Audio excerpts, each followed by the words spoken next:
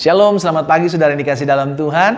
Puji Tuhan, pagi hari ini kembali lagi saya menyapa setiap umat Tuhan dimanapun Bapak Ibu Saudara berada dalam program Bible and Coffee ini. Saya rindu membagikan terus firman Tuhan buat setiap kita, agar melalui firman Tuhan kita tetap kuat, melalui firman Tuhan kita tetap semangat mengiring Tuhan dan menjalani hidup ini. Dan dengan firman Tuhan kita akan lihat perkara-perkara dahsyat terjadi dalam kehidupan kita. Saudara yang dikasih dalam Tuhan, kita akan merenungkan firman Tuhan, kita datang kepada Tuhan, kita berdoa.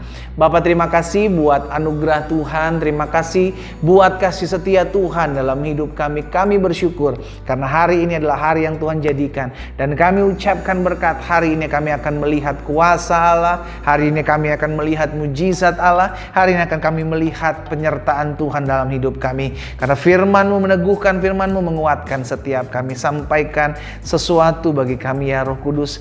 Di dalam nama Tuhan Yesus kami berdoa dan kami bersyukur. Haleluya. Amin, amin, amin. Puji Tuhan. Saudara dikasih dalam Tuhan, tanpa terasa besok kita akan merayakan Natal. Kelahiran Tuhan kita Yesus Kristus, dengan membuktikannya datang ke muka bumi, membuktikan pula bahwa Dia mengasihi kita. Bukan hanya kita orang-orang Kristen, namun seluruh dunia. Karena kita jelas katakan, karena begitu besar kasih Allah akan dunia ini. Bukan hanya buat orang-orang Kristen, tapi dunia. Bicara orang yang mau percaya kepada Dia, maka dia akan diselamatkan. Saudara dikasih dalam Tuhan, pagi hari ini kita akan belajar satu kebenaran firman Tuhan, di mana Yesus rindu lahir di hati setiap kita. Lukas pasalnya yang kedua, ayat 6 dan ayatnya yang ke-7. Firman Tuhan berkata demikian, ketika mereka di situ, tibalah waktunya bagi Maria untuk bersalin. Lalu ia melahirkan seorang anak laki-laki, anaknya yang sulung, lalu dibungkusnya dengan lampin dan dibaringkannya di dalam palungan. Kenapa? Karena tidak ada tempat bagi mereka di rumah penginapan. Saudara yang dikasih dalam Tuhan, pada saat itu Maria dan Yusuf sedang ada di Bethlehem, dan mereka tidak dapat tempat tinggal untuk berteduh. Karena itu pada saat Maria bersalin, saudara yang dikasih dalam Tuhan, maka bayi Yesus ditaruh di palungan. Apa itu palungan? Tempat makan hewan, saudara yang dikasih dalam Tuhan. Saudara, kalau kita berpikir bahwa Yesus lahir ke dunia, Dia lahir, dan pada saat Dia lahir bukan di rumah sakit mewah. Pada saat Dia lahir, Dia tidak dibaringkan di atas tempat tidur yang bagus, indah, tapi Dia hanya tertidur di dalam palungan, saudara.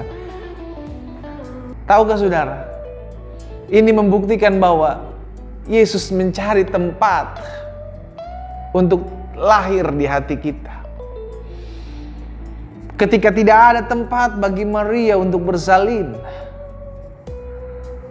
maka ketika persalinan itu terjadi dan bayi Yesus ditaruh di dalam palungan, bukan soal di mana Yesus dilahirkan pada saat itu. Bisa saja dia bagi Tuhan, saudara, tidak ada perkara yang mustahil. Iya kan? Dia bisa saja dapat satu tempat yang mewah di sana. Dia bisa saja terdapat satu tempat yang bagus, yang layak di sana. Tapi kenapa dia pilih di palungan? Saudaraku, bukan soal lahirnya Yesus pada saat itu, tapi apakah kita mau saat ini meminta Yesus untuk lahir dalam hidup kita secara khusus di Natal ini. Jangan sampai Natal tahun ini sama seperti Natal-Natal sebelumnya, saudara dikasih dalam Tuhan. Kita merayakan Natal, kita memperingati kelahiran Yesus, namun karakter kita nggak berubah, mulut kita nggak berubah, kelakuan-kelakuan jahat kita tidak berubah. Kita merayakan Natal sebagai kelahiran Tuhan Yesus, namun tidak membiarkan Yesus lahir di hati dan hidup kita. Justru kita hanya sebagai selebrasi. Dan saat ini, Natal di tahun 2020 menjadi Natal yang berbeda.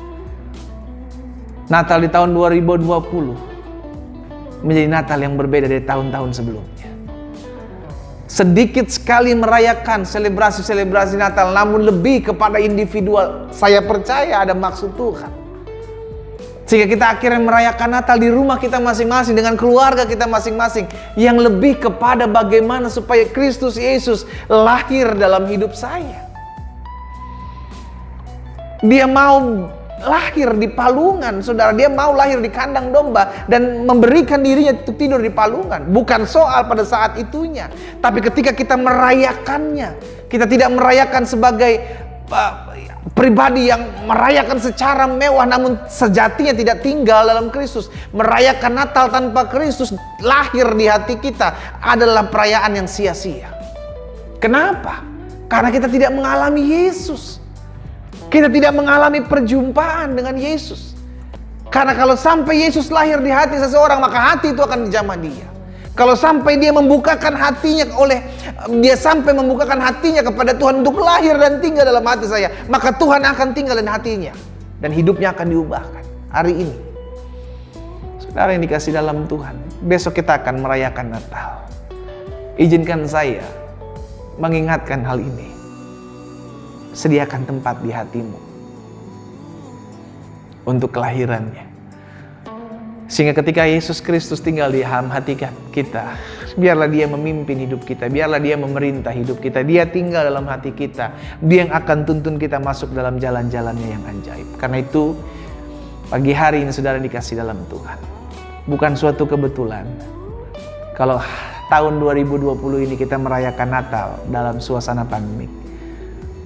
Tuhan izinkan supaya kita menyadari bahwa dalam tengah-tengah keheningan pandemik, di tengah-tengah tidak adanya perayaan pesta pora Natal besar-besaran, disitulah kita menyadari yang Tuhan mau sungguh-sungguh adalah kesiapan hati saudara dan saya untuk menyediakan palungan, untuk menyediakan kelahiran dia, untuk menyediakan tempat bagi dia dalam hati dan hidup kita.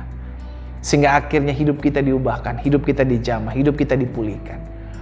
Biarlah Yesus Kristus lahir di hatimu. Karena perayaan Natal tanpa Kristus sejatinya hanyalah perayaan Natal sia-sia. Perayaan Natal tanpa Yesus Kristus hanyalah perayaan Natal yang sama seperti ornamen-ornamen Natal yang kita pasang setiap tahun. Hanya pada saat itulah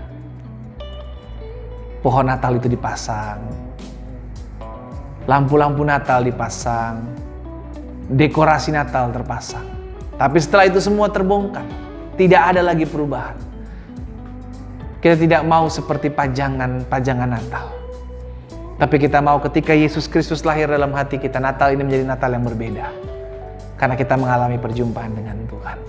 Kita berdoa, kita datang kepada Tuhan. Bapa, dalam nama Tuhan Yesus, Tuhan tolong kami untuk kami mengerti firman-Mu pada pagi hari ini. Kami akan merayakan Natal dalam keheningan karena adanya pandemik ini. Tapi kami percaya Tuhan, ada maksud Tuhan kenapa kami merayakan Natal di tengah-tengah pandemik ini. Agar kami menyadari bahwa Natal bukan hanya bicara tentang pesta pora, Natal bukan hanya bicara tentang kemewahan, kegemerlapan, Natal bukan hanya bicara tentang dekorasi-dekorasi yang megah, acara-acara yang megah, besar. Tapi Natal bicara bagaimana Kristus lahir di hati masing-masing kami. Pagi hari ini ya Roh Kudus jamah kami, sehingga kami mengalami perubahan tatkala Kristus lahir dalam hati dan hidup kami. Kami mau buka hati kami sebagai palungan yang pada akhirnya Engkau lahir dalam hati dan hidup kami. Terima kasih ya Bapa. Di dalam nama Tuhan Yesus kami berdoa. Haleluya. Amin, amin. Mari kita nikmati kopi kita, saudara.